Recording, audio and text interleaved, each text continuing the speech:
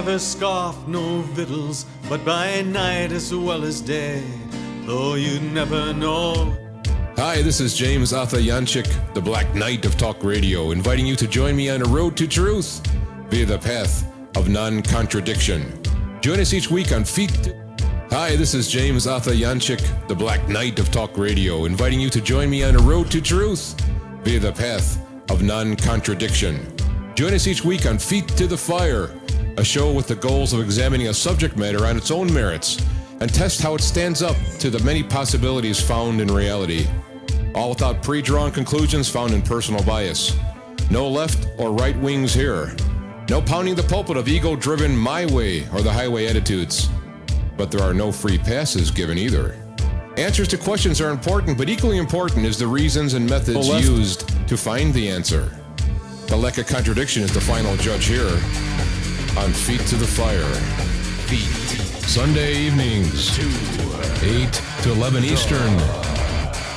Fire. How do you listen? www.feet2fire.com for more information.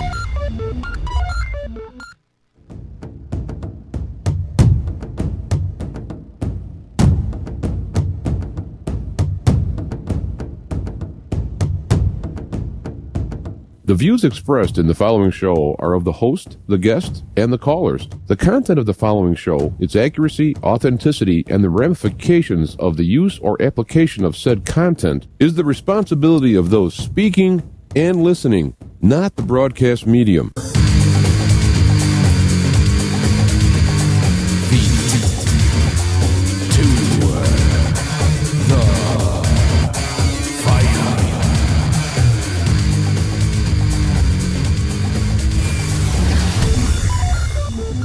All right, we are back and we are live. Feet to the Fire. I'm your host, James Arthur Janchik, the Black Knight of Talk Radio. I'm hoping it's all working good today here. I'm seeing numbers, I'm seeing little wigglies. All right, because last time I didn't have any volume for the first 20 minutes.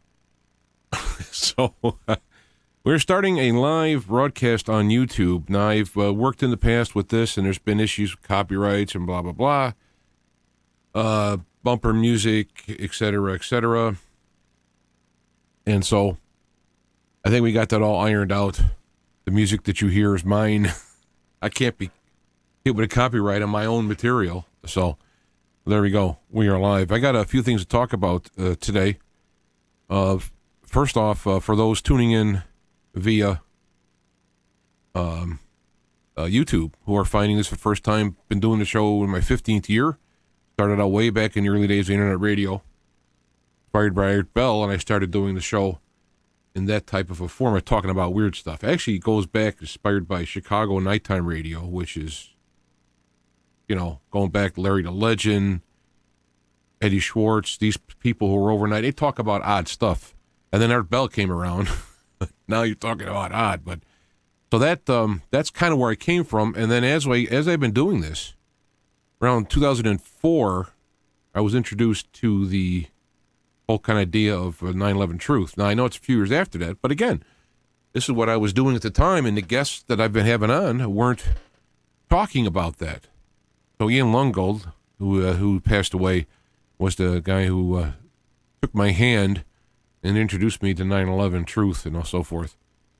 Anyway, my background would be Bible study, and I'm not talking about the classic regular Christian church Bible study. I mean, that's where I started, but what I did was I got out the Greek and Hebrew and all this stuff and tried to find out what stuff means, and then I found there's difference between church doctrines and so on and so on. So that kind of analytical studying is stuff that I have applied into the general questions, Planet X and all these things, which I've went through over the years. In fact, feettothefireradio.com is the website that has 14 years with archives on there. If you want to start from, I lost a few the first shows, but if you want to start from the beginning and follow along, it's there. And watch me as I grew, if I could say the term, and learned and so on. And up until this past election, I really haven't done with politics because I've been into the esoteric, spiritual, the science, alternative history, trying to find out, having people on In fact, if you look at my picture I put out, I believe it's on the YouTube page, you see a bunch of guests that I've had on over the years, all different topics.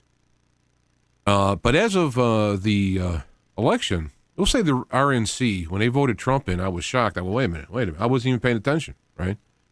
And so I got involved then. And I used this truth seeker kind of lack of contradiction. I want to know what's really going on, whether I like it or not. And so this is where I am today. I started out talking last time on a YouTube or a Facebook and live stream broadcast. And that's where I had trouble. I lost the first 20 minutes of the audio, and I went into a very detailed explanation of what's happening at the moment. Then I tried to start over again along with the actual material that I talked about. And I think I kind of glossed over that first part. But I think what I'm going to do today is kind of restate that and continue on, because we are living in very, very volatile and important times, really. I know, it's a surprise. I look at the news. Of course, again, the news, you have the mainstream news, propaganda news, then you have the alternative news, which some of that stuff's propaganda as well, or some of those clicks and links are made to get you to buy things or get clicks. They make up stories. It's a tough world out there to try and find stuff, but this is what freedom is. Freedom is that you have to figure it out. Now, you may find people over time more reliable than others. You may agree with some in some principles and some in the others. That's where I fall in, because as I'm looking at Donald Trump, for example, as he's doing a lot of his principles I like, and I could talk about some of them, but I don't like the leaning toward war stuff. You know, if you ask me, going all the way back to Afghanistan, it was all wrong. And it opened up this whole quagmire that's over there and all the terrorists, which allows an excuse for those trying to subvert the country to use that angle, both in the war machines and in terrorist attacks, and now we have riots. But what I want to say in the beginning on here is we're in a separation. We're in a revealing, not apocalypse is a Greek word that you hear a lot, and it's referred to like Armageddon and all this stuff. But apocalypse is just the Greek word for reveal or revealing. When you're in an apocalypse, you're in the revealing. What is happening is information is coming out that is hitherto unknown, whether it be new information, new science leads, whatever, or hidden stuff, propaganda, being overturned. And thanks to the internet, this stuff can be published out there and received and looked at without being squelched by the powers that be. So what we end up having here is we have this revealing. You want to look at Podesta emails, a revealing. You want to look at whistleblowing, revealing. The checking on the false news, the fake news that's being put out in propaganda. Hey, wait a minute. You're saying this? Well, here, we got a video of other presidents or other people in the past saying different things or the same thing.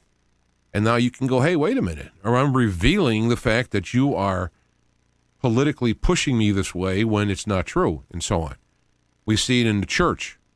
We'll see it in churches. We're seeing a lot of satanic stuff being revealed. We're looking at the pedophilia of the Catholic Church exploded.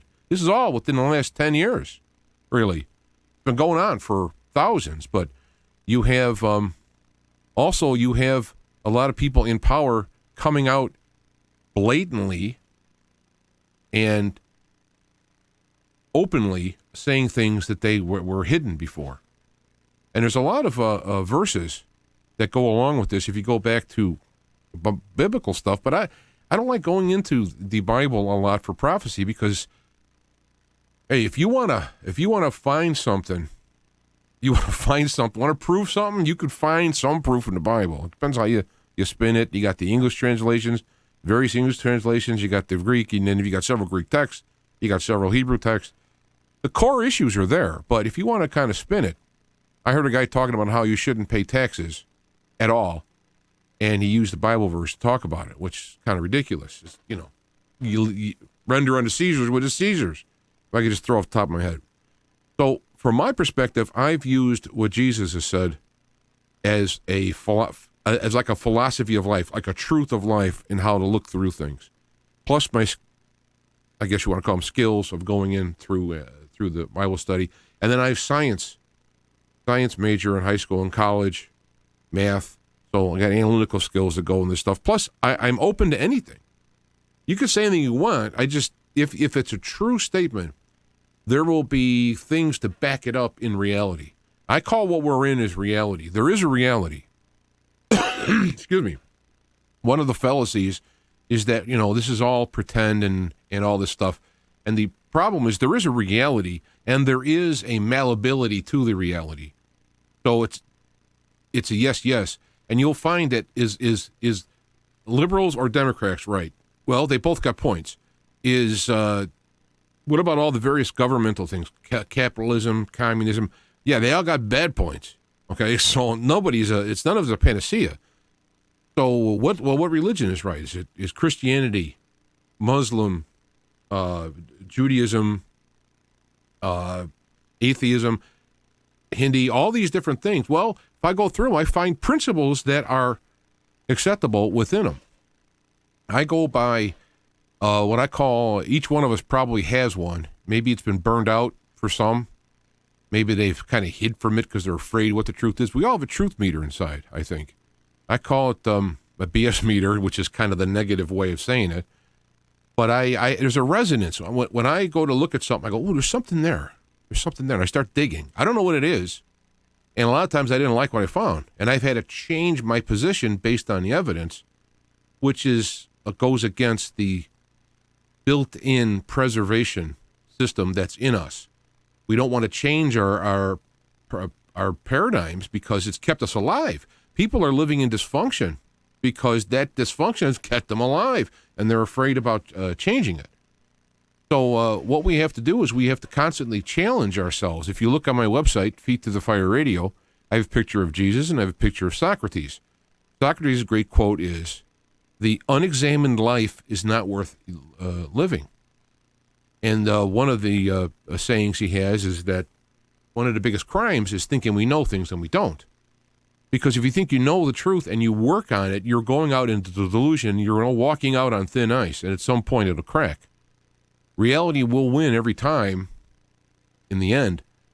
If there's enough delusion and enough people propping up the delusion along the way, that delusion can go quite a while, but at some point it'll hit reality. And if it's something important like gravity, if you don't have the plane configured right, it falls to the ground. You have to go along with that. But it comes to political views, religious views, these type of things, it ends up, can go for quite a while before it actually conflicts with reality. We also can interpret reality within our own paradigm. So, for example, you see the weather going around out there. Well, it was real hot. Oh, global warming, and then they build this paradigm around global warming. They find evidence to fit that thing, and they grow on this. Now, in the case of global warming, there was a nefarious reason behind it, but I'm going to let that go for now. And people who think that Planet X is coming because there's all these things are happening, earthquakes and whatever, they build this paradigm around Planet X coming. They look at the various evidence to back it up, and now they have this deal.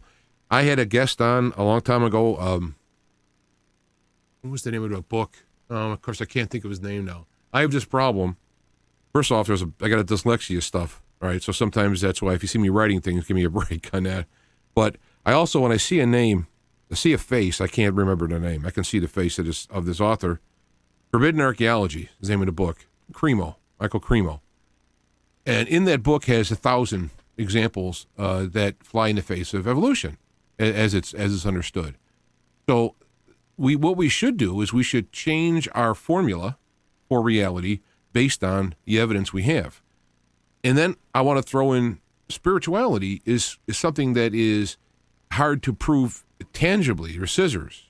It's hard to prove tangibly. It's very strong experience-wise. Hard to share it to the next person without their internal spiritual connection. So that's very hard to do, and that's what took me the longest. And it's still changing as I get information and experiences to come up with a spiritual theory of everything, which I am working on, and I hope to, in other shows, bring out various parts of them. And I'm just sharing this stuff for people to do what they want with them. I mean, I'm not sitting here pounding a pulpit or trying to sell something here. It's just I'm sharing information from I've got in my 59 years of banging around. So I just kind of threw all that out there. And plus, I got a music background too, which I really enjoy, but it's been sacrificed in later years because of no time. I have my own business. I drive a truck. I own it. I work contract to a company. Takes a lot of my time, which is now hurting with my progress here. So if there's any donors out there who'd like to underwrite me without strings, I'm interested. That's another thing. You won't see any commercials. I don't have anything for sale, no commercials, because I don't want to be tied to whatever that is. Not a good financial decision, but at least I don't have to worry about any kind of ethics. When I talk about a product or something that I found that we use, you could take it that I really mean it because I'm not getting any kickbacks. I'm self-funded, literally. Negative operation. So, all right, I had to throw it up there because there's people going to be tuning in that, probably never heard me yet or what have you. And they're going to be looking in the archives because this will appear up in Facebook. It's in Facebook now live, the links. It'll appear in Facebook as an archive. It'll appear in YouTube as an archive. And I have the audio on the website as well. And I thought about giving a more long, drawn-out explanation of who, what, how, where, and all that. But I just, I don't want to do it. So the political thing that's going on, you can look at what's going on basically two ways. You can look at it in a material sense, like, in other words, politics, business, power, power-hungry, psychopathy, whatever. You can look at what's going on with those touch points in reality, and that's fine because there are answers. And when you look at what's going on the planet now, it's a power struggle. It's a power struggle between several groups. The main concept is going to be broken down. In fact, going to Aristotelian logic, you break something down into parts, right? You can't see the whole picture, so you break it down into parts. The problem with that is as you break it down into parts, people tend to pick their favorite parts, and then you lose the whole. So what I tend to do is try to break it down and reassemble it. So looking at it in aristotegically, is that a word? Aristotegically. I like it, though. I like it. I think if you break it down, you have the globalism, making one world government, which has been the goal of everybody since they could talk. One of the couple of books I've read, there's a whole slew of them, have been the history of the world, basically an overview. And the whole history is based on somebody taking over somebody and just taking over that person and that person trying to get a big thing, and then that guy dies. And then the son split it up, and this is how the whole world goes. So there's always been a goal to run the world. And it's one individual goal of a psychopath to run the world. Well, it is, we've been doing this now for thousands of years. So what you have is conglomerates.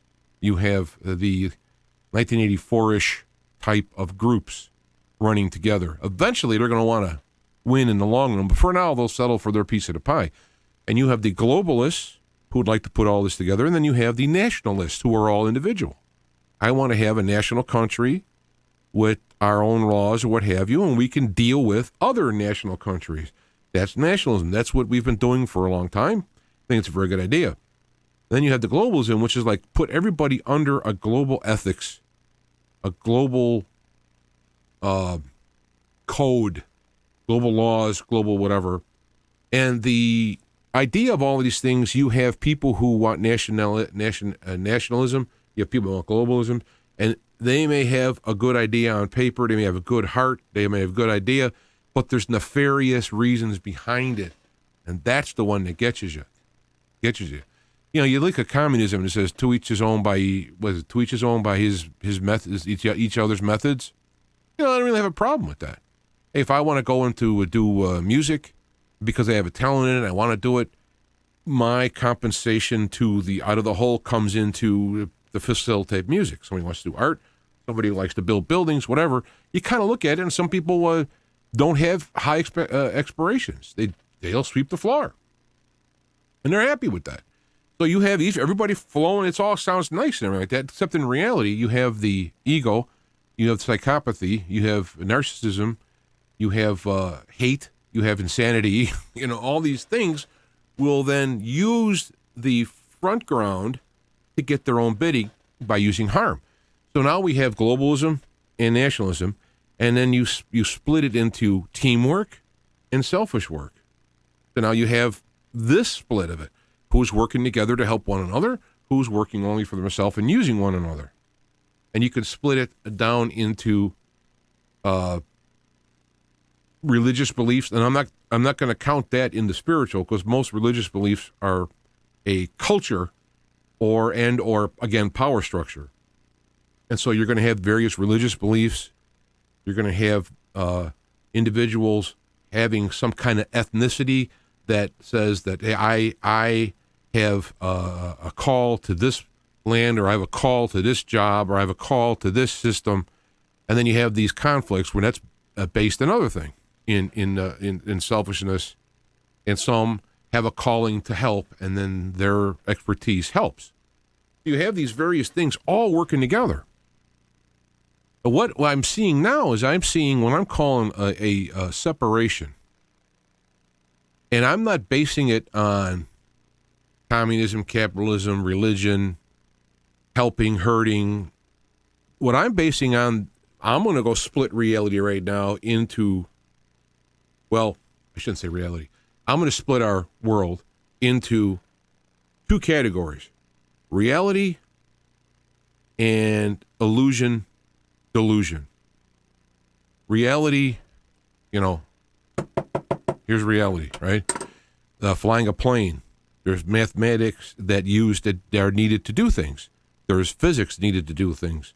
There's a reality to it. If you train a certain way in a sport, you can get better proficient at that sport. That's a reality approach. The delusion or illusionary, and I should define how I look at delusion and illusion. Delusion is when you're misled and you believe it. Illusion is when you pretty much create your own world. You believe, you drink your own Kool-Aid, I guess the little saying is. So when you have these worlds now, we're going into, I think, a split, not between communism and capitalism, not between globalism and nationalism, though there is a globalism and nationalism going here. There is a communism, capitalism. There is Muslim, Christian. There are these things that are tugging. But when I pull back and look at it, the big picture is really reality pulling away from illusion and delusion. And I'll give you some examples. When you talk about various forms of government, there is a real system that works, and then there's a delusion that is fueled by, like, for example, we look at how communism is actually in the world today. You have an elite group of people who are abstracting from the working force, and either for voting purposes, for example, or for some type of power in numbers, carry other people around. So you have like the workers putting out for everyone else. In capitalism, you have like the people who are working and changing laws and everything to funnel the money up to their systems. So they're doing a similar thing, only they're working under the illusion of freedom. See, the other one's looking under the illusion of equality, like in the Animal Farm, which says, all animals are equal, but some animals are more equal than others, okay? And then you have the capitalism, which says, hey, anybody can become a millionaire. You just got to go out and do hard work. And yet, of course, they have money. The oligarchs have money through families. They have connections. They have systems of preference and so forth that they use in their struggle to become the guy with all the marbles, or the most amount of marbles. I just read an article saying that Gates is looking to be the first trillionaire. I mean, what the hell would you want to be a trillionaire for? You get the little trillionaire badge, when you die and dissolve into nothing. Of course, that's another thing I can get into later. If this whole idea of technocracy and robots and consciousness living forever, which is all ridiculous. Again, fantasy, delusion versus reality. Reality is that our consciousness is embedded in life. Life dies. Either you die and there's nothing, atheism, or you die and there's some consciousness moves on. And there's a lot of philosophies on that. Whereas you have the illusion that we can somehow, not even understanding what consciousness is, not even understanding how to actually upload memories, or even how to even possibly do it in an operating system like it's just, so they're deluding themselves, thinking that if they can put this money into the system, we can live forever. And so behind that, you have people going, yeah, give me some more money, we'll work on it. and then they're having a great time playing around on other people's delusions. So you see how this thing is all working. So now, how does this work out with Trump? Now, I got a regular feature we do with a commentary by Less Visible, which is an audio commentary. I'm going to put it off to when I'm done here. So when you hear something, you'll see me disappear behind the magic city behind me to stop it. Because when I do these things, I know what I want to talk about in general, but it flows out as I do it. Whether it's good or bad, I guess you can decide. So when we're talking about what's going on with Trump, you see there's a lot of stuff clashing. Communism, capitalism. You have people who've been soaking up and making millions off people. So you have the parasites. You have the delusions of the various philosophies clashing. You have the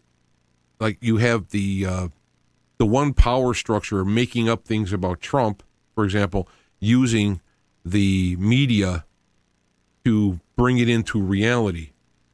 And then there are things on the other side which is being presented in ways to be more appealing to the base.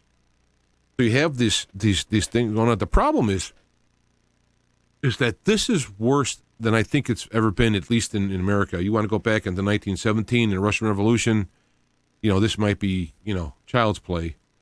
But we have bigger sticks and bigger things to lose there. Trillions to lose in nuclear vaporation. Vaporation? Is that a word? So you have all these things happening, causing this. So the reason why I'm kind of setting that physical, political, ideological sense is because it's really being driven by this reality pulling away from delusional fantasy. That would mean the person who is a parasite or a predator. Parasite. Oh, here's the music. Hold on. Hold here.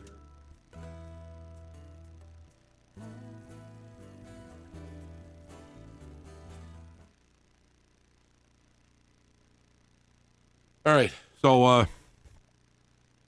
you have the people. You have the people who are.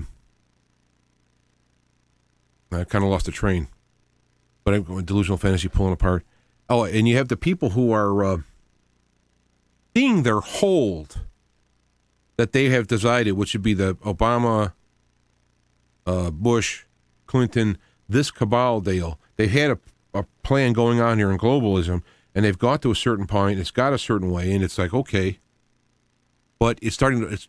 Trump got in. The rest, the people got in who weren't counted, and they voted Trump in, and it totally screwed up their delusion. They were in a delusional world of continuing on in the stream of what they were doing, and it was totally shattered by Trump winning the election. Their delusion was powered by the media, by their belief, by the way that the works they've done, the polls which were telling them what they wanted to hear, and flawed because they didn't find people who were going to vote that didn't vote. So their delusion was shattered. And when a delusion or illusion is shattered by reality, you lose it. Many people have a nervous breakdown. They go insane. They kill themselves. They act completely irrational. And does that sound familiar? I don't know about the killing yourself, but the acting or killing, beating up and all that, you have this reaction, which is the power people, the string people, the people running the show, who've programmed all these people underneath them delusionally to follow their program. Don't worry, it's going to work. He's going to win. It's going to be all wonderful. Don't vote for him because he is the worst thing ever. Oh, my God. We'll have world war. We'll have destruction of everything. Don't vote for him. Vote for her. And so that was all propaganda, marketing. So what happens is he wins. And so now these other people are going like, oh, we're going to have world war. It's going to fall apart. He's got fingers around the button. Oh, my God, this guy's a jerk, and he's the president. What are we going to do? So meanwhile, the powers that be go behind the scenes, and they're going like, wow, we got really caught off guard here. What can we do? I don't know. Meanwhile, stir up the pot to keep the people, because they're all in flux. Again, you want to have people in confusion. That means you can control them. They're in confusion. You present a plan, they go, oh, thank you, and they run for the plan. But right now, it's still a big confusion. They went step by step, tried to say the voting was rigged, tried to get the Electoral College not to vote, tried to stop the swearing in. And now they're trying to go impeachment already. I mean, impeachment, he didn't do anything wrong. And he's done a lot of things right. So now they're thinking like, okay, well, he did the immigration thing. Okay, there's a point we can go on. Oh, he's being prejudiced. See, I told you he was a white supremacist. See what he's doing? He's trotting out those poor Muslims. Oh my gosh. When all along, and if you go on my Facebook page, you'll see a nice video that was edited together that has Clinton and Obama unveiling their immigration packages, which is, if not the same, it is almost verbatim to what Trump is saying, and yet no problems because they were following the way to go. Now Trump has his plan. They got to pick apart all his plans. Oh, this is terrible. This is white supremacist. This is racist. And so they have to do this stuff, and they're the people who are been trained, programmed.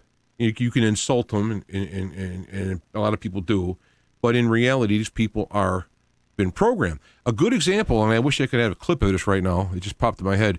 If you're familiar with the movie Matrix, when Morpheus was taking Neo out, and he had the girl with the red dress. Did you notice the girl with the red dress? Yeah. And then he turns around and there's an agent appears and was going to shoot him.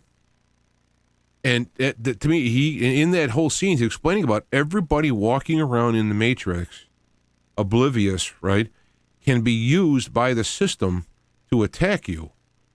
And this is what's happening now. The Matrix is using the people, the oblivious people going through life, and they've been programmed or they have been attracted to programming of a certain way, and so now they're using them in strategic positions.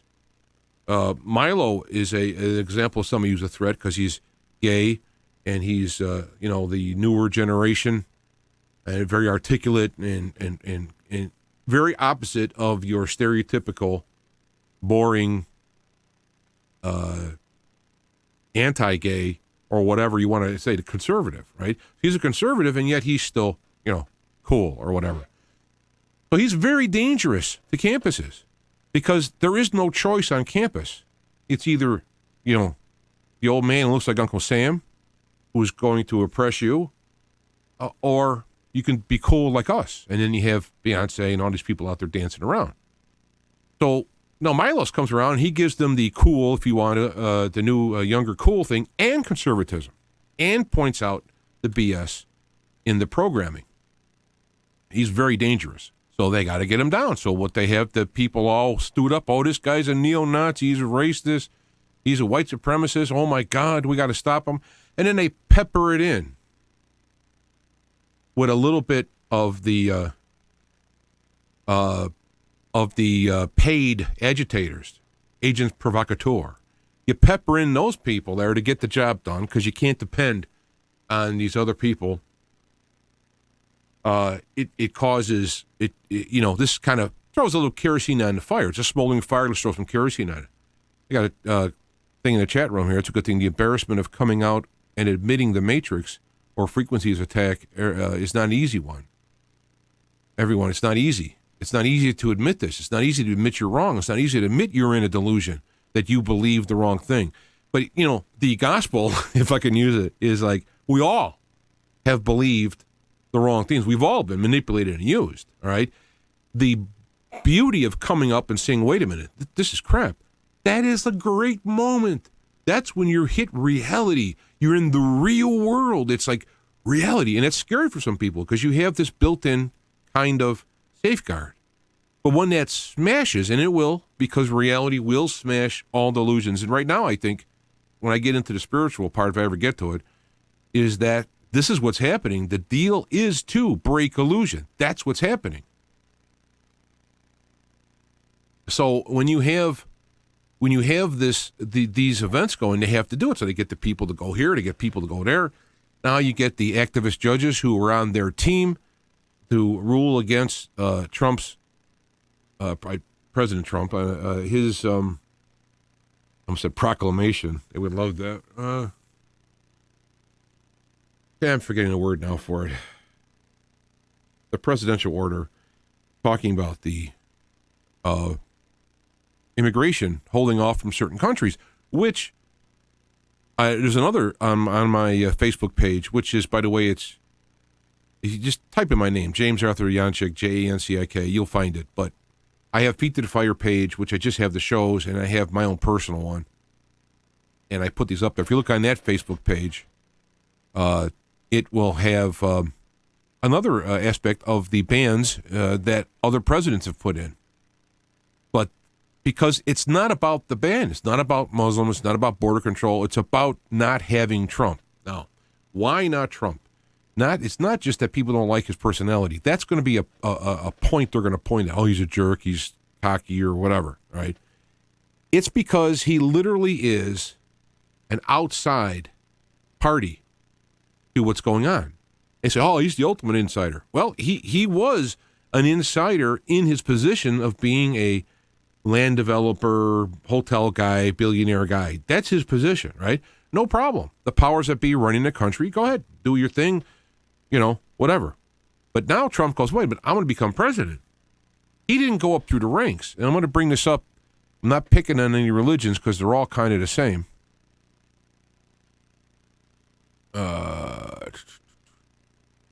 Is that if you look at Masons, Mormons, and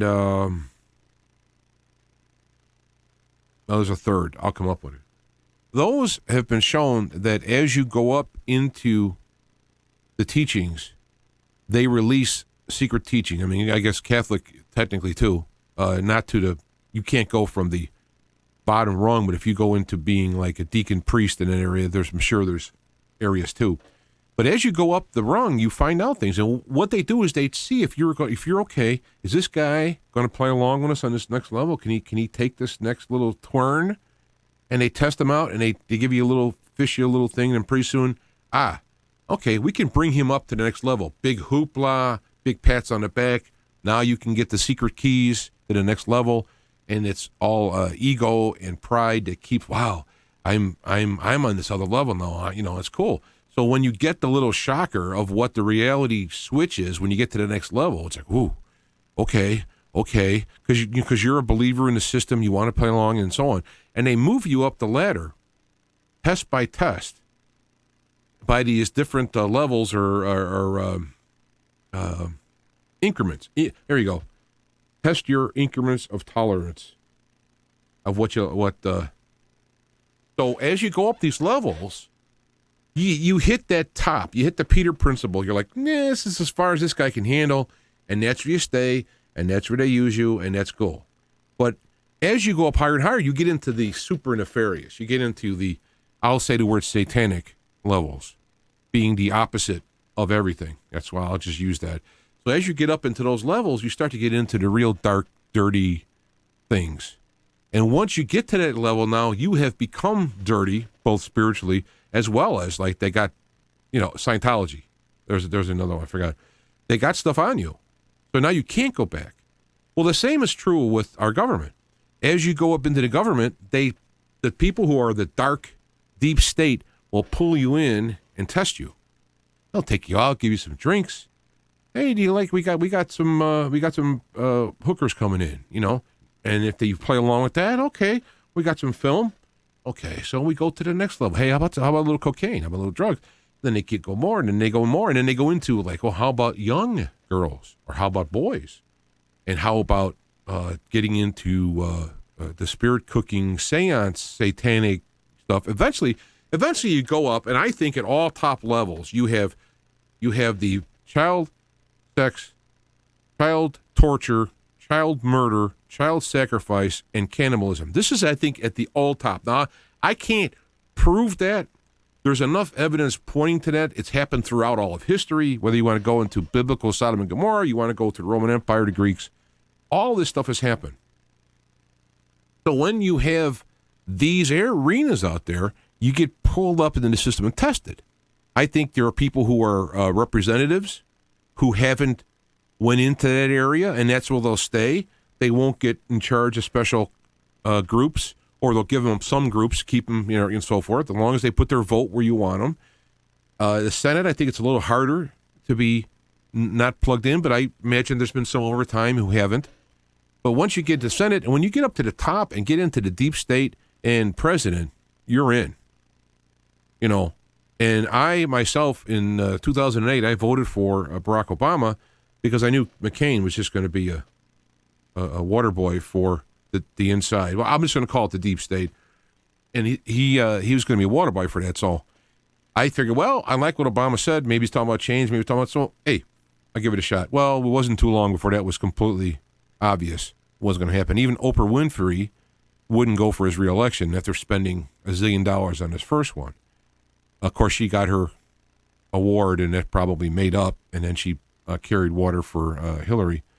But when you have this system, you are trained to go in. So when people run for president, they have been kind of green-lighted. At least when you get up to the final ones, they take them in the back and kind of green-light them. Okay, this guy will play ball with the deep state. This guy will, this guy will, this guy will. And so it don't matter who wins. Because if you have the left agenda, we got some agenda work the left can do. For example, you can't have a George Bush or a Romney bombing Libya. You have this white man bombing Libya, a black country.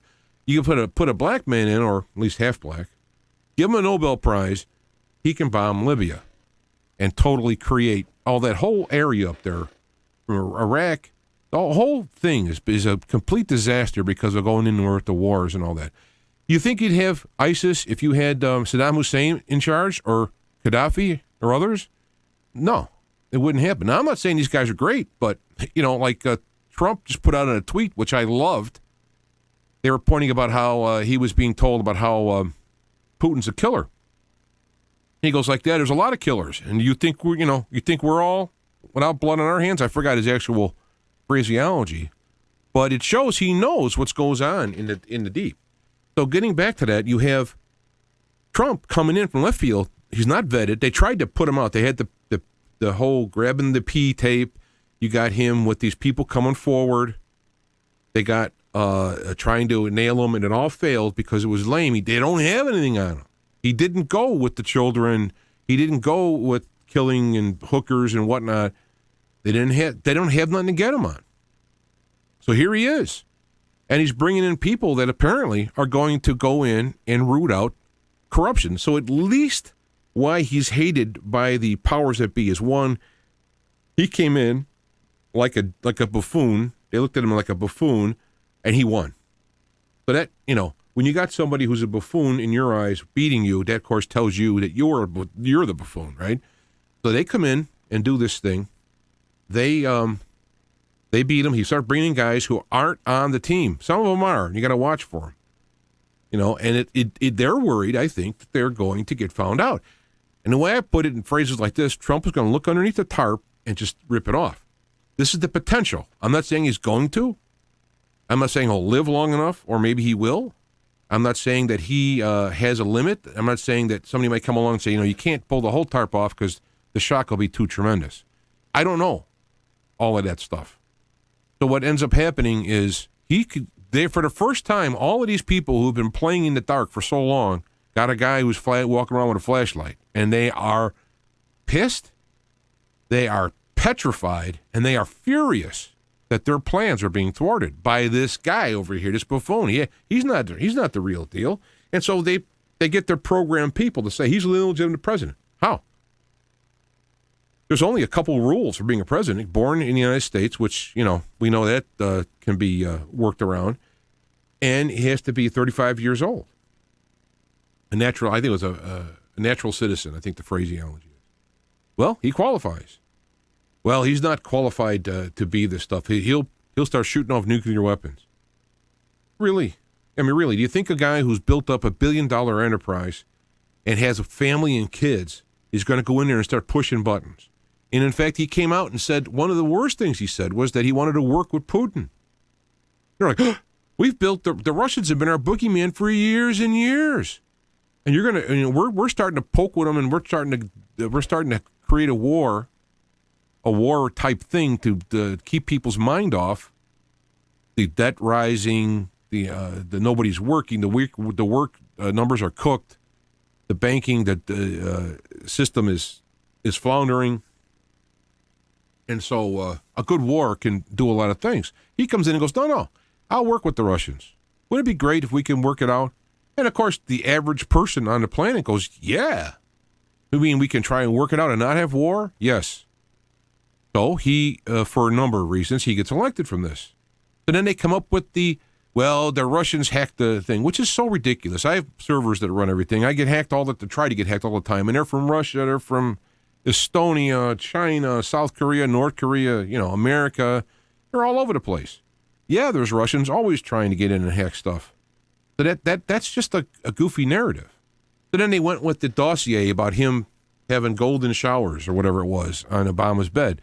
And they pulled that out in desperation, but it was so weak, it fell apart in their hands, and they look stupid. Of course, it's gone now. You don't hear about it now. Even the Russian hacking thing is only the lower tier minions are talking about that. So now they're going to go, he's going against Islam and all that. And all he's saying is logic. I went to Holland. I was very impressed with the people I met there in the city and how people treated one another as opposed to in Chicago. Any big city in Chicago is a pain. So I went over to areas like this, and I liked it. And I looked into moving there. I'm 44 at the time. I looked into moving there. Well, when you're 45, you can never become a citizen. Because at that point, you aren't working long enough to be able to put into their social system to get a pension. So you cannot become a citizen. You can perpetually have your visa renewed. You cannot come there and take a job that a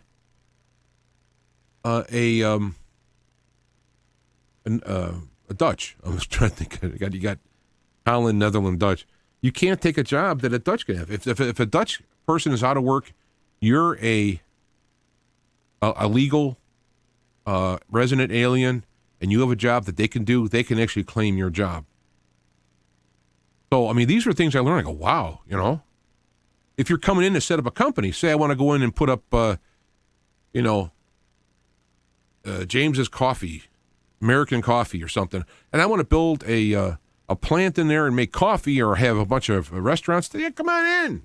You're bringing in, you're going to have jobs. You're bringing in opportunity for us. Come on in. So this was Holland back before I even did this show. So 2000, 2001, this is common, normal stuff. And then when you have Bill Clinton and Barack Obama talking about their plan to build walls, to deport illegal aliens, those are our words. Go watch that video. It's fantastic. So it's not about illegal aliens. It's not about travel bans because the majority of the Muslim world is unaffected. So it's not about Muslims. It's about terrorists. It's talking about Islamic radical Islam terrorists. That's what it's about, the ban. But they got to get rid of Trump before what if he finds something under that? What if he comes out and because of press conference and he pulls out all kinds of child satanic rituals that he found or something? Holy cow. Hillary is alleged to have said, no recording has came up, but somebody said that after that second debate, she said, if he wins, we'll all hang. I thought anyway, if that was true, it's probably referring to the Clinton Foundation and laundering money. But after Pizzagate and getting into that kind of stuff, I realize now it's probably because they're doing all of these ritual junk and they will hang. Literally. If nothing else, the people may come and do it. They've done it in other countries. One of my favorite stories was from a guy I know from Bulgaria. He said when they first had voted, they went from communism to a democratic system, and they didn't like how their representatives were doing. Things were bad. Of course, anytime you switch from that, you're going to switch from communism to some kind of capitalism or some type of democracy. Your money situation is very difficult because it goes from completely phony arbitrarily set money into a market system. It's a rough deal.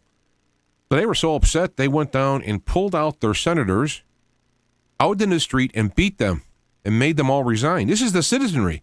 I said, what about the police? He said, they joined in because they were citizens too. So this is the kind of things I think of when, if it comes out, and the reason why these things, you remember when Pizzagate came out, how it was squelched. Oh, this is ridiculous. There's nothing there. Oh, was there an investigation? No. Well, but there's nothing there with no investigation. Have an investigation and say there's nothing there, fine. I'm not out to get the guy.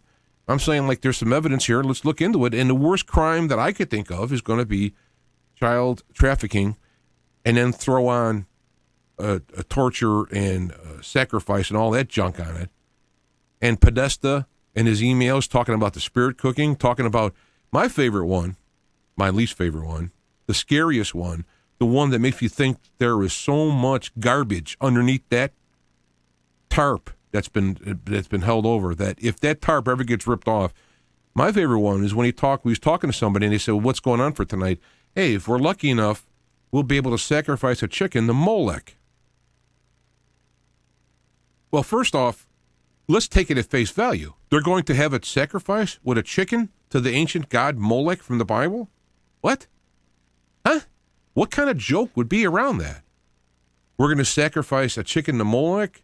I mean, is this a football team or a hockey team? You're going to play bridge and one's called the Molechs? I mean, come on. And then take the more literal version where chicken would mean a young girl, which goes along with the accounts in the Bible and other ancient writings of Molech having children sacrificed to him. So this is coming out of the head of Hillary's campaign and used to be the secretary for Clinton. Forgot the word. The Reds Priebus. I don't know what that means. Somebody said, hey, nice to have you back, but then they give me some, looks like coordinates. What is there, an incoming missile I should be looking for? So this is what I think is behind there. If you ask me, what's behind there is all kinds of children trafficking, and it goes worse, some levels worse.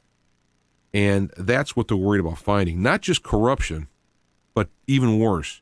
And since Trump's a wild card, he has the guts to do something about it, because he went from, I'm going to run for president, and we're laughing at him, to winning. That winning in the Republican Party, knocking out 17 other guys, and winning in the greatest propaganda, under the greatest load of propaganda and lies in history. So they're like looking at him like, what is this guy, Superman? So this is what I think is going on. Now, the spiritual aspect, I got way long here on what I was going to say in this, but I think it was, I think it wasn't any fluff.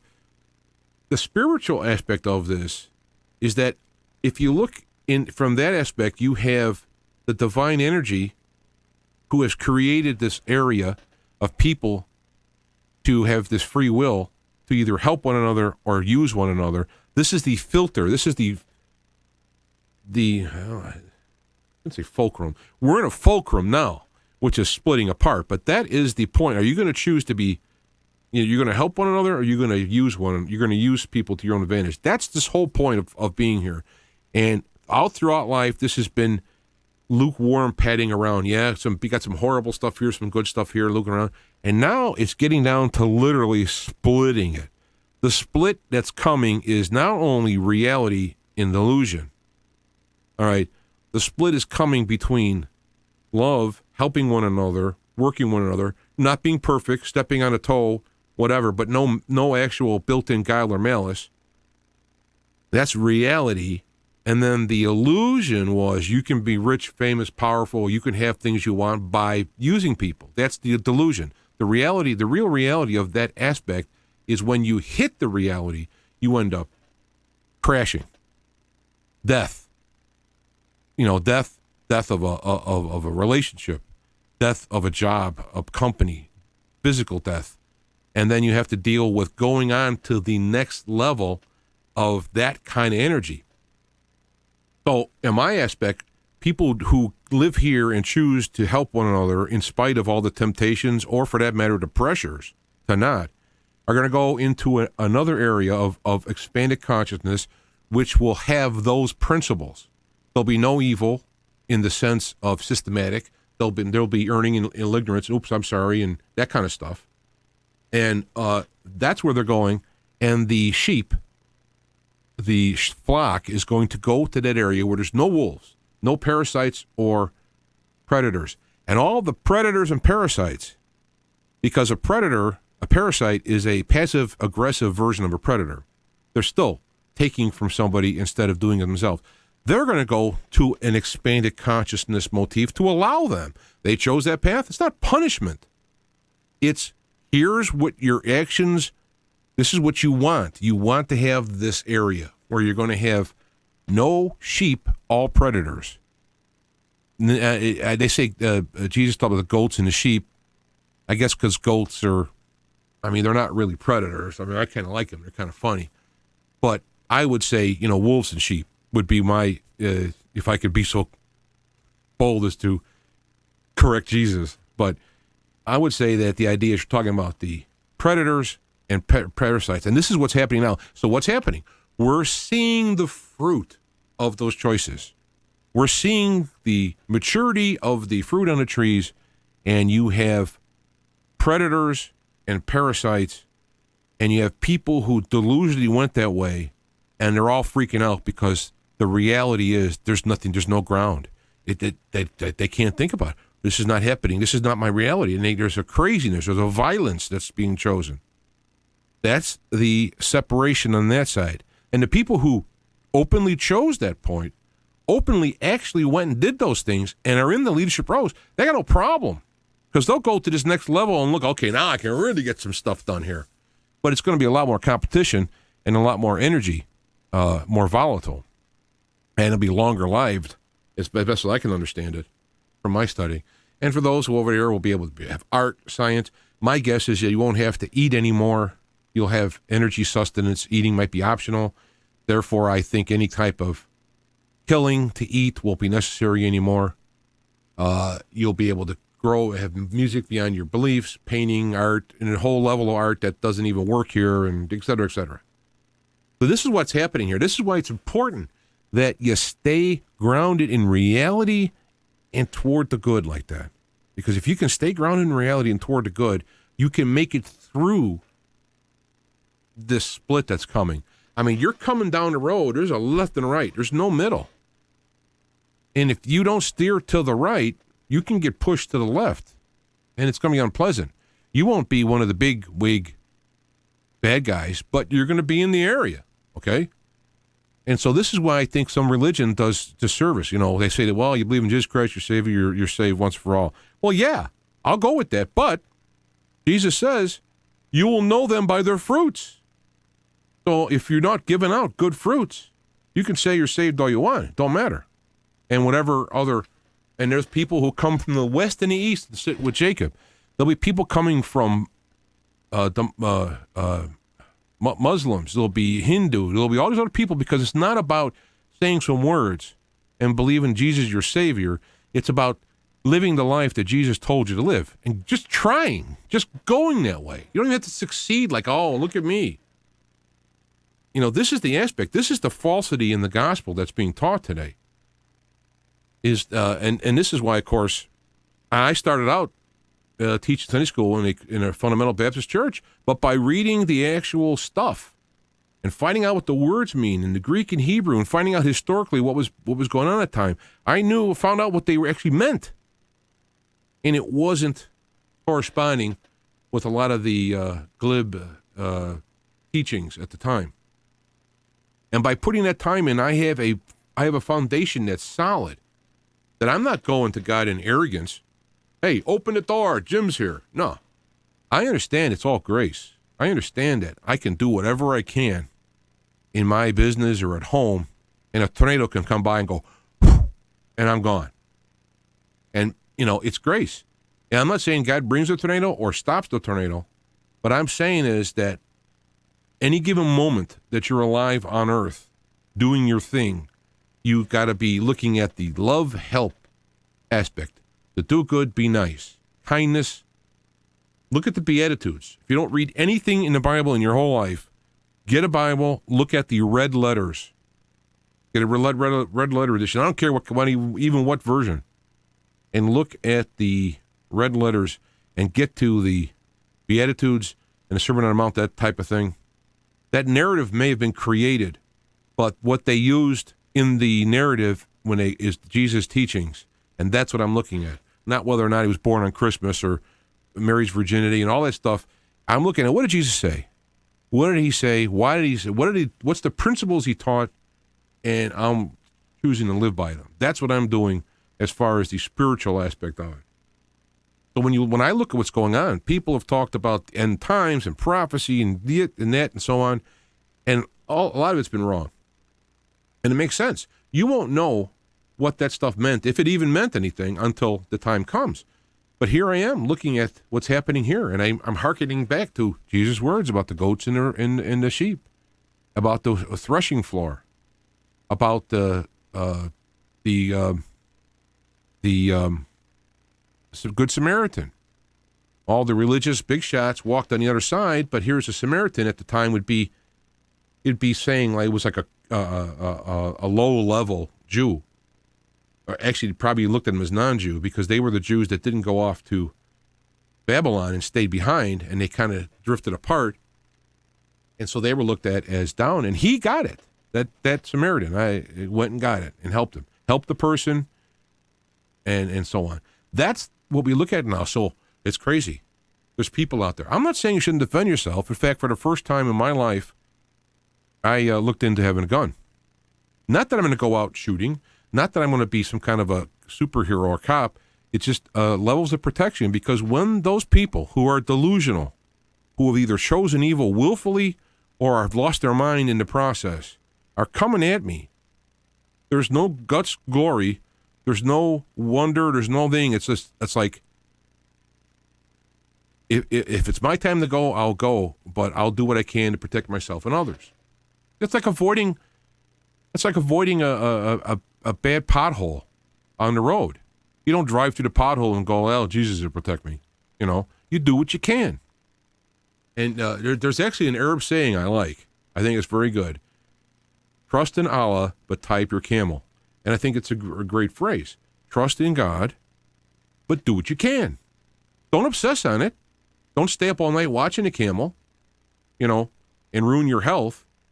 But do what you can, and then you accept the reality of it.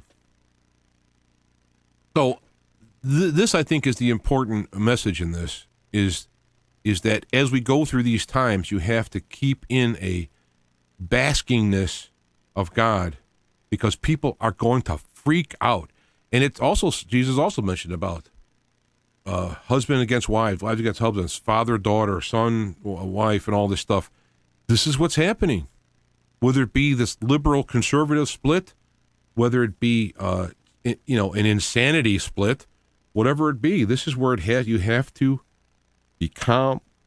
You have to bask yourself in love. Understand that God loves you, and there's a reason this is all happening. And it, in my opinion, it's starting to wind up. You want to be on the right side. And I'm not saying Trump is some angel of God, though Trump may be an instrument. Not that he is, because this is the problem. If somebody heard me say that, who was on the left crazy side, oh, so what are you saying, that he's a saint, or you're saying that God is saying this stuff, and it's just because people don't want this reality to be happening. They're living in a delusion, in an illusion. Here's reality coming down the street like a Mack truck, and you're on the road, and you're saying, I don't want this to be real. The secret tells me that I can just say what I want. There's multiple dimensions that I could slip into. I can disappear. There's all this stuff that people, because I'm talking about,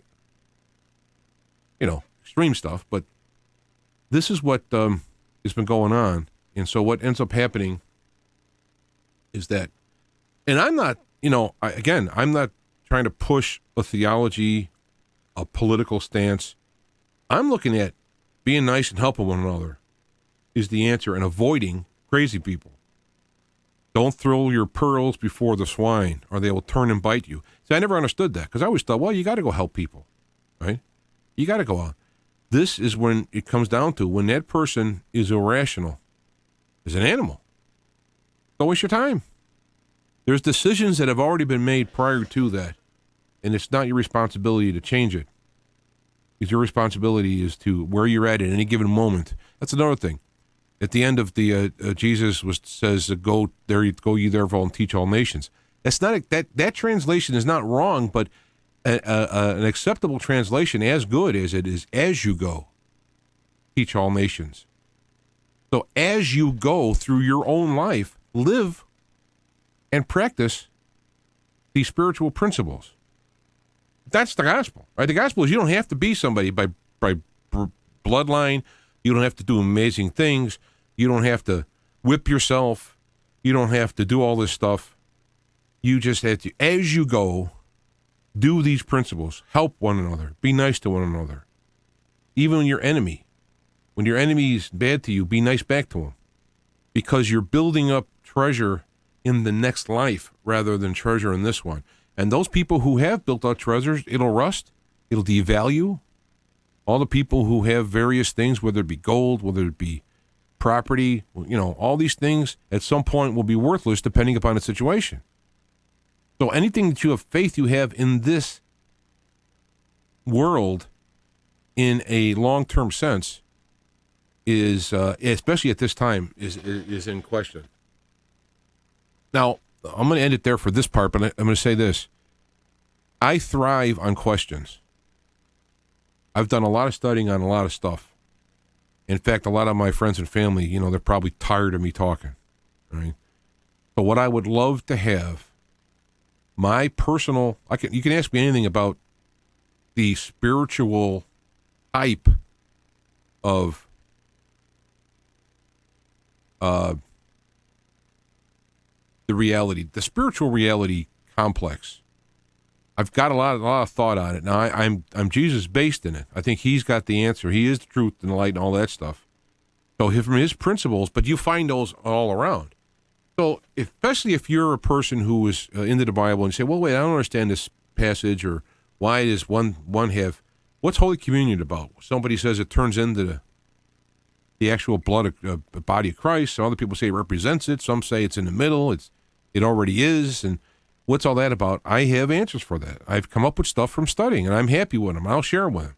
So it could be about issues like that, or it could be about the philosophy and principle of Jesus, as well as the aspects of Socrates in the analytical thing, because that's what I've put together. And I have answers for me, and I'm content with most of them. But even by talking with people, I learn more. So when this comes out to me, sometimes people ask questions, I'm starting to talk, I'm hearing stuff for the first time going, yeah, I never thought about that, so I learn too. I got somebody just in the chat room, so what about the Jinn race, reptilian, and so forth? There's an actual real answer for a lot of questions. I mean, what is the real value of, 2 + 2 or whatever? There's real answers, but sometimes the answers are beyond our comprehension, or because of our worldview, they're not even in our view. I mean, they're so far in left field, we go, I don't understand it. So what a lot of times if people have done is come up with, they've come up with the principle that bleeds into their paradigm. So if you look at virtually all cultures, you talk about dealing with, genies or leprechauns or what have you, right? So if you have a being who's a multidimensional being who bleeds into this dimension, who's completely you can't understand it because it's nothing like you've ever known, your reality will put on it a mask. So that, if you were, Celtic way back in the day, you saw leprechauns or what have you, or, whatever your culture is, you're going to say these type of things were there, and they're gone, they're quick and gone and all this stuff. You develop lore around it within your own paradigm to explain it. So when someone goes, well, what is that? most of the time, I can't tell you the absolute answer because it's beyond our paradigm to understand. It's bleeding into this one. And as it comes into this one, we actually create the mask to put on it. But collectively, you can come up with generalities. And so we use the term reptilian, for example, because the energy, the spiritual energy, the love or lack of it energy of this race will come up. Well, our visions of a reptile will fit on it. So whether they're really reptilian, literally, absolutely, literally, they have scales and skin, is irrelevant because they're from another dimensional energy that's bleeding into ours. So it doesn't matter what they really look like because most likely we wouldn't be able to understand it or even see it. So their appearance and our lores around them are based on their actions, based in our own paradigm. So this is where I don't want to get too specific on things. I mean, I'm going to say like a reptilian race is not going to be friendly. In fact, I personally hold that most of these races that interact, depending upon which are real or not, which is really government or what have you, is that I think the real angels of God don't do that. They don't interact like that. They're more like the guy who happens to come by and breaks up a fight, and the guy runs away, and you see him and he goes away. It's some guy, right? It could have been an angel intervening, or what have you. To me, I think that when you're in a good energy, you stay in the background. It's not about glory or manipulation. It's about helping. So you're going to stay in the background, and if you can get you to do it, and so forth, like that. Yeah, I'd say it's a good example. I mentioned the mask. I told you about the mask. If you saw these beings, here we go, we got Unrichie, that the mask keeps the human mind from going insane or dying of fright. And I actually had this when I've had dreams at night when I've been talking. I've been talking to people like in my dreams, right? And I'll wake up and I remember it. I'm in like a big hall, and there's like these big marble columns. There's no ceiling. It's just black. The walls are black, but the columns are there. People are walking around in kind of robes, almost like the Roman or Greek times. Now, that could be a mask in and of itself, okay?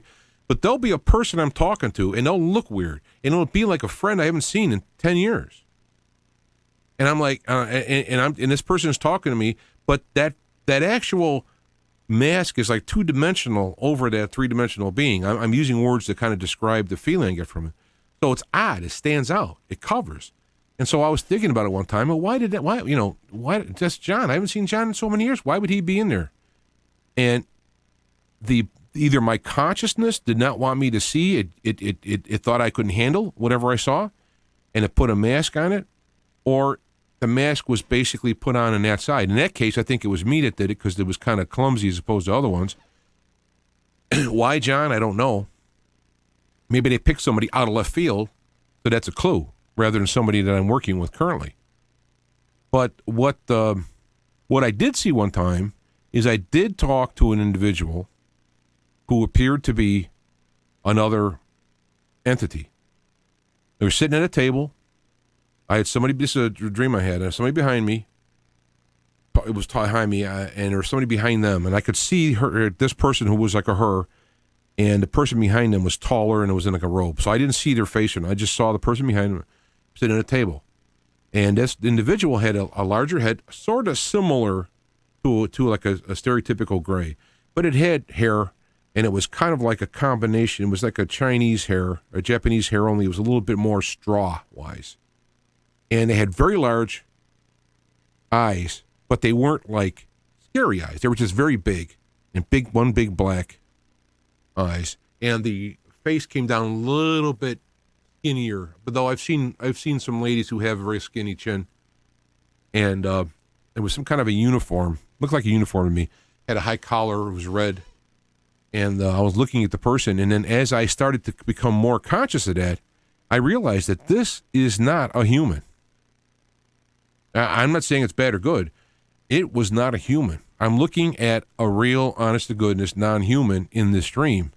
And I've dreamt all my life, and I've seen things, like a wolf or an exaggerated wolf or a monster or whatever. But this was And I literally leaped out of my bed into the room. I was like, ah! And I jumped out of the bed and I was standing there. Because that's how shocked I was to see this non-human being. Now, it's a dream. Is it absolutely true? I don't know. It's irrelevant. See, I don't get into those arguments because the dreams happen for a reason. So here, I actually came face to face with a non-human being, and it was not that dramatic. I described the face to, I guess it's similar to a grayish face, only it was more nice. It was more human, skin. It wasn't gray and stuff. Big eyes. The person seemed to be a little nervous because they're like, okay, it's almost like, okay, we're really going to show you. He's really going to see you. The test. We'll see how this works out. And I leaped out of bed from sound asleep. It wasn't that I was taken away and they dropped me there. I woke up in bed and I came out of bed and I was stunned. Okay. So those are probably one of the reasons why you see masks. And like Richie said, and that wasn't even that big a deal. But I've also seen people when I've been sleeping looking at me. Like if they were looking, like there was a hole, if you cut a hole in the wall and it's all got like a curtain behind it, and they're standing there from the chest up just watching me. Just watching me. And I'm like, I call them faces. I've had it for years, and I'd be laying at night, and I get into that half dream state, I'm going like, stop looking at me, go away, and then they do. So, these are some of the experiences I've had that I haven't tried to explain. I allowed to be, and understanding comes in time. So I can talk about stuff like that. My own personal thing is kind of basically taking principles that Jesus taught and explaining them in reality, as opposed to control, as opposed to arbitrarily being applied, being neglected, and all this stuff. Because I use that to form a code of ethics that I follow. I do my best to follow in love. So, you got Omar saying he's seen faces too. Yeah, it's, and I'm sure the stuff I'm talking about, I'm not the only person. I'm not nothing special. But this is what, this is, I guess, the Art Bellish type of stuff I could talk about. But this is what I want to do. And if people could send questions to me, I would appreciate it, because it gives, rather than me just kind of have to sit here and let stuff come out, which is okay, but I like it better when I got something I can, hey, this is what I'm going to be doing, and I'm still open anyway. And the people in the chat, I'm looking at the chat room at YouTube. I do have another chat room. We got seekers over there, but I got to pay attention to what I'm doing. I got to run all the equipment here. I'm the guy. I do everything. So, I have to, I have to do all of this stuff. So, but I think I'll cut it there. What I'll do is I'll play the Less Visible piece. I had some stuff to talk about from Facebook. What I'm going to be trying to do, and hopefully with my brother's help, is putting up a WordPress, so that, and my sister too, where I could have I can write articles, I can put up videos and or audio and have it be down on there so it's searchable on the net, searchable on a base, because right now everything I do is HTML. It goes back to the good old days, 2003, when I started doing this.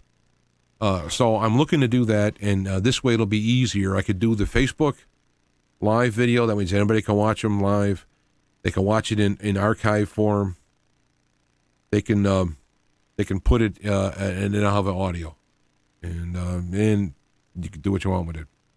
Well, no, I don't want you to edit it up and make it a cartoon. I appreciate not doing that. So, no, I do own the rights to it all, and but all I say is that people can distribute them as is and listen to them, burn them to disc or CD. That's fine. Whatever you want to do.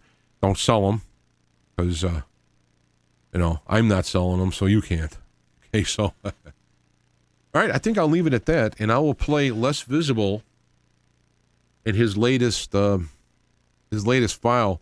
For those who, again, are really new to the show, Less Visible has been doing this in 2008. He is a blogger. I like bloggist better. He is, you just type less, LES space visible, and you will find the plethora of writings that he does. He has 3 or 4 blogs he does. Plus, weekly he does this audio version of the blog for us. It has been since 2008, and we appreciate it. He has a lot of insight. It is uncensored in that he says whatever he wants to say. All I ask him to do is not to get too effy, because there are people and there are methods that this show goes out that we can keep it a little civil. But as far as the topics, you can say whatever you want. And I've had guests leave because he talks about his view of what happened with the Zionists. And I've had regular guests just leave and say it was hate speech. And I'm okay. Well, I'm not censoring that person. I'm not censoring this one. If you got a problem, write him. He'll be more than happy to talk to you. So let me get the less visible deal going here. Mr. Apocalypse is coming. And I will I'll see you next week. To view, just Let me like see if I the can sun.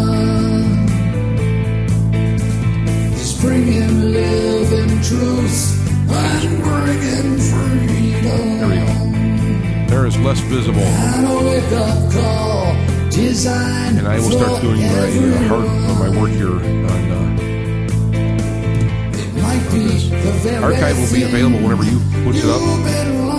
The audio archive will take a little longer because I have to do it. And I'm out of town tomorrow. So let's take it away. It could be something that you sent on ahead of you. Or it could be something you left behind.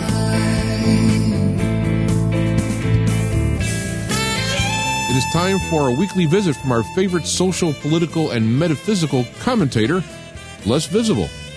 He writes several blogs right around the globe that expresses reality as it is seen from beyond that smoky mirror of spin and deception, with a style and candor that cuts deep, separating, as it were, the bone from the marrow. And here at Feet to Fire, we experience the audio edition with the powerful poetic delivery of his written message, with a style that you will love or hate, depending upon your desire to be alive and awaken to the light of truth, or remain asleep in the darkness of delusion. Let us take a trip inside his head, mind, and soul, and listen to this week's comments from Les Visible.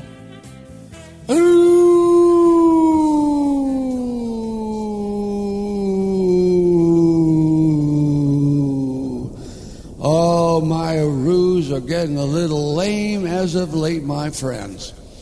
Well, in any case, greetings, my friends, and welcome, as always, to Dog Poet Transmitting and the always hovering Saucer Pod. And as usually is the case, greetings, blessings, and encouragements from the Arcturian Brotherhood and the Sirius Cluster.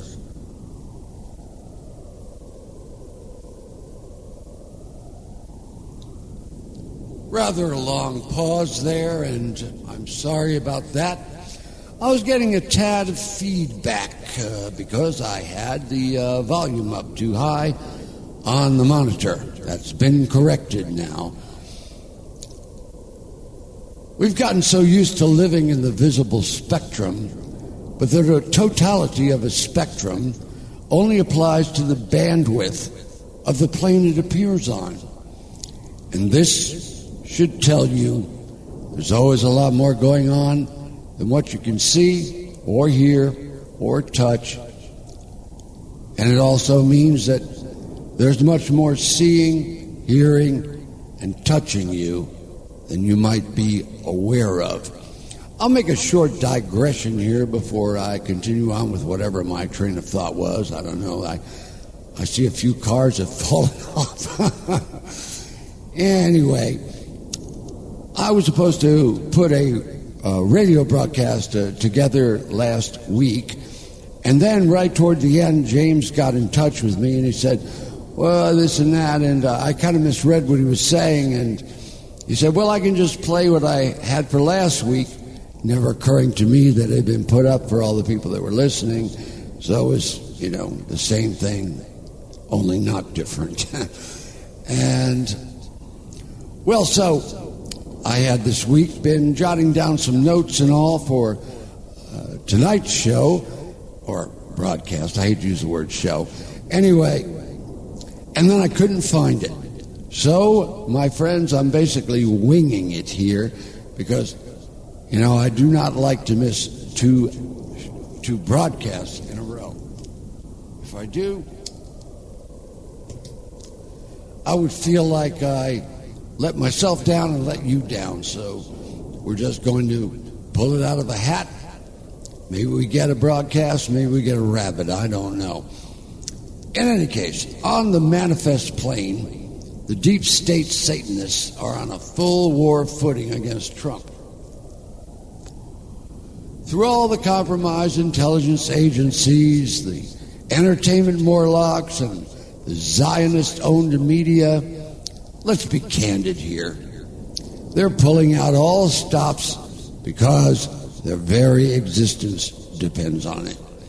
Trump needs to do what Putin did with the oligarchs, and he's got the 9/11 card to play if he wants to, and he might have to, especially given that those who oppose him are the same ones who are behind 9/11. It should prove to be a very eventful year. Now, you might have noticed in the news this week that Kellyanne Conway, who is Trump's Jane of all trades, happened to mention something about Bowling Green and how it never happened. But then she said she misspoke herself. Good Lord. Oh, my goodness. Well, it's Super Bowl Sunday coming up, and my Pats are in. And God, I hope that Tom Brady pulls it off. Oh, I can't tell you how much I hope he does. And if he doesn't, I'll be able to live with the results. But there's a lot of strange, apocalyptic things going on, and I really don't know what to say about that. I don't care one way or the other, actually, if others believe in the ineffable as I do, or that there is an ineffable at all. Sure, I wish, as I believe, Paul said, that all men were as I am. I think that was what he said. It is better to marry than to burn. Not that the last part applies to what I'm saying here, but only that that was what it was about, him being celibate, but I'm using it another way. Sure, I wish that all believed as I do, but I don't expect it. However, you can't deny that some force of some kind is very much at work in this world today. The fact that Trump won the election is proof positive of that. I could cite many another occurrence of late, but I'll leave that awareness to those listening here. I see where it is being said that the influence of major Satanist George Soros is on the wane. He is encountering opposition from many world leaders. He's losing money, and now he is launching a multi-pronged attack against President Trump via the celebrity army and the dysfunctional feminist, gay, and racial mix of presumed and assumed victims of his pending policies. Most of their arguments are hogwash. We have seen what came about during the years of Obama's rule. We saw his gratuitous wars against legitimate Middle Eastern governments. We saw the hundreds of thousands of dead, as well as millions of injured and displaced. We saw his drone assaults on women and children, and his complicity in the creation of ISIS as well, as the hand of his administration in all those false flag operations from Sandy Hook to the Boston Marathon bombing. We saw his open borders policies in the entrance of so many immigrants from South and Central America and Mexico, fleeing living situations brought about by United States chicanery abroad and exacerbated by Fast and Furious in tandem with the rogue CIA drug-running cartels, easily as vicious and psychopathic as the other cartels. It's a time of tremendous change, and Trump policies are stirring the pot, making confrontation a daily affair as gargantuan vested interests square off against each other in the push and pull arena of no compromise. We can only hope that General Flynn will use all the power at his disposal to bring the big dogs to heel. We can only hope that the hidden hand of the ineffable will work his mastery to stymie those who have had their way for too long, far too long. As always, we are hopeful here at Dog Poet Transmitting. For ourselves, we hope to relocate into a more rural and pastoral location to watch it all go down and go by. In the end, it will be parts of karma and unexpected serendipity that may serve to determine the outcome.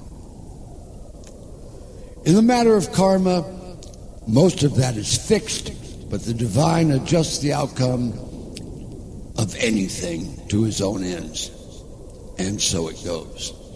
Well, we know that the world is going crazy, and that is to be expected in times of intense materialism. The more materialistic conditions, well, the more materialistic they become, the more you can expect outbreaks of madness as a routine. Materialism does not all of a sudden get better. It doesn't turn into a cornucopia of blessings all around for everyone in reach.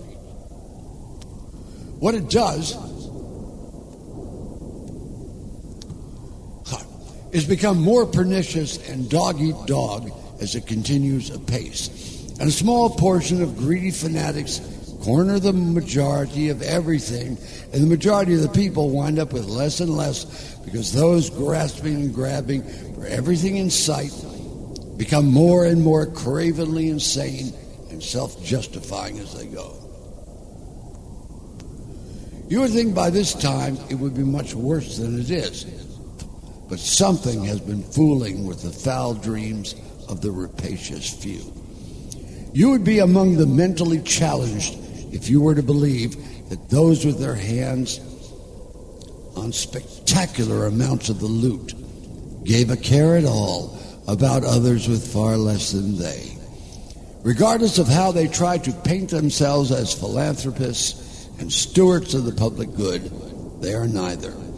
Neither. Potato. Their philanthropy is a sham and exists only to draw favorable attention to themselves. As I said, I'm winging it here today. Couldn't find my notes. Couldn't find my head if it weren't attached to my neck. But in any case, maybe this gives me an opportunity to speak a little more intimately with all of you, and allow me to say that through the years that I've been doing this radio show and the greater amount of years that I was doing the blogs and such, I've grown very fond of all of you. I don't know most of you personally. In fact, most of you have never even communicated with me. But there's no accounting for the affection that I have developed, because I can feel you out there at some reach, at some distance. I can feel you. Your shapes are half-formed. I cannot make out your features. Everything is blurred. But I feel this affection welling in my heart. And for the last several weeks, I have been beset with gratitude on all sides. I find myself turning on rare moments, only they're not so rare anymore. And just this upwelling of good feeling fills my heart.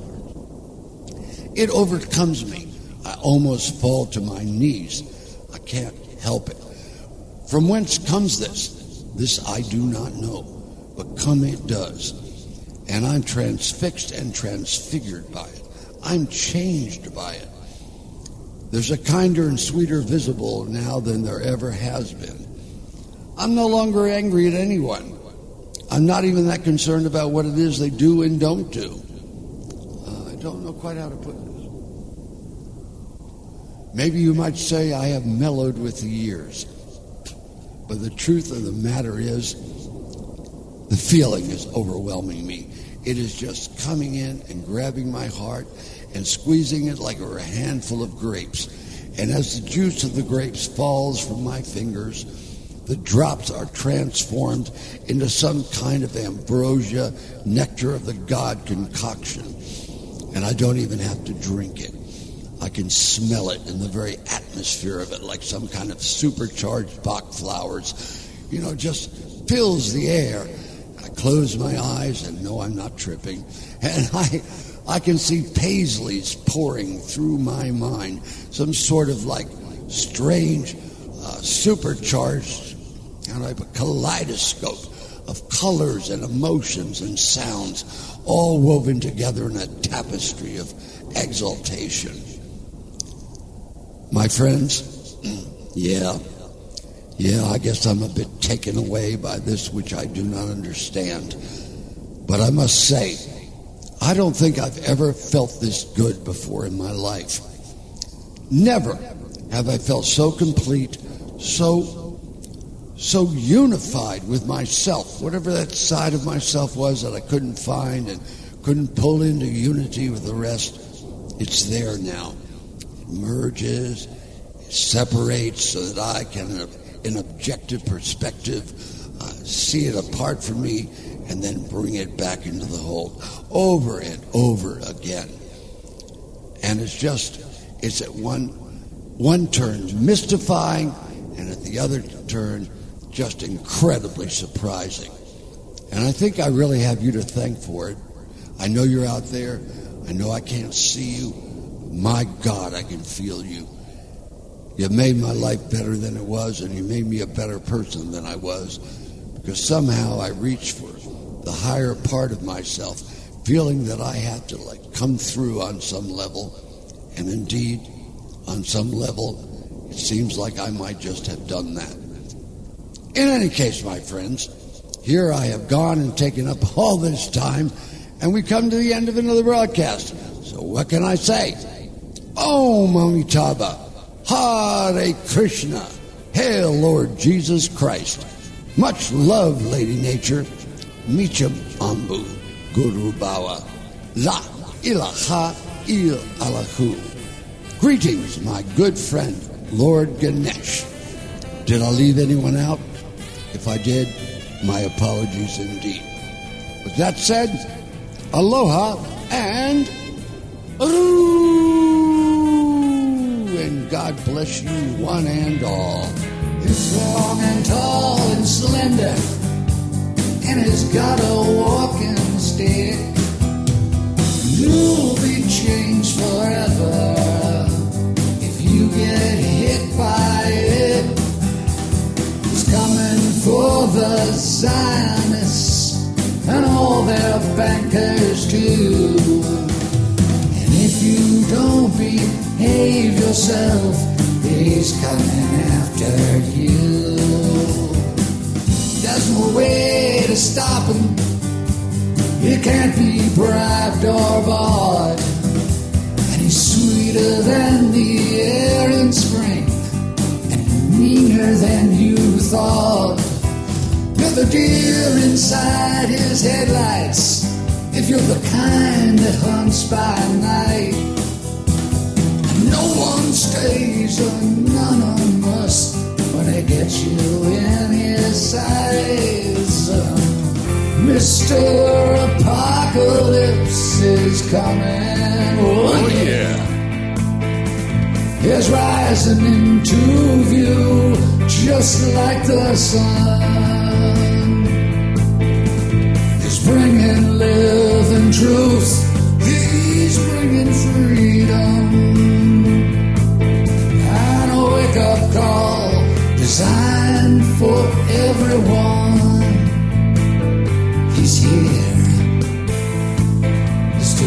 Apocalypse is here. Feet to Fire is a production of IPS Media Works on the OnSync Radio network of stations. All right, there we go. As we wind up into the ending here, we'll be back next week. I've been doing Sunday nights, 7 o'clock since Well, I can't remember if I started out at 8 o'clock. I think I went 8 to 10 and blah, blah, blah. But I started out January 5th, 2003 on what was called Live 365. Then I got picked up by several different internet stations along the way. Got on a IBC radio network, was syndicated until that network fell apart. And then I've been on my own ever since. Email, everything's on the website, feettothefireradio.com. You can get in touch with me. I got a ending screen. We'll have the Twitter that I've been doing a lot with lately. JAJANCIK. That is the Twitter feed. And then there's the web pages on Facebook. There's 3 extremists left, and then there's Feet to the Fire Radio, and then there's my own one, which would be James Arthur Jancic. Just search for that, it'll come up. Be happy to have you as a friend. The Skype I use generally for the show, but if you want, sometimes you can call the toll-free number. You might catch me out on the road. So then that might be, and we could talk for a while. I've had that happen a few times with various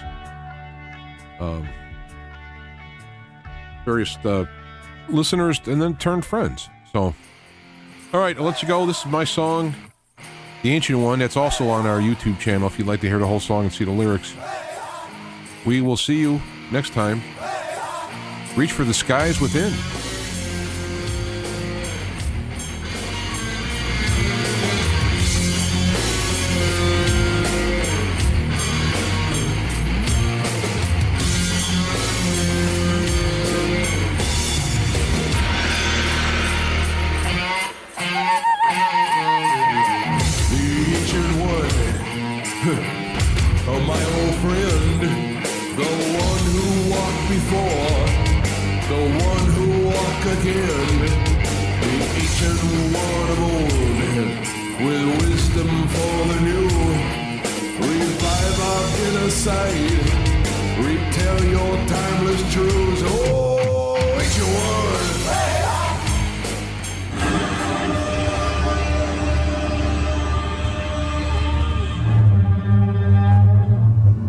Feet to Fire is a production of IPS Media Works on the OnSync Radio network of stations.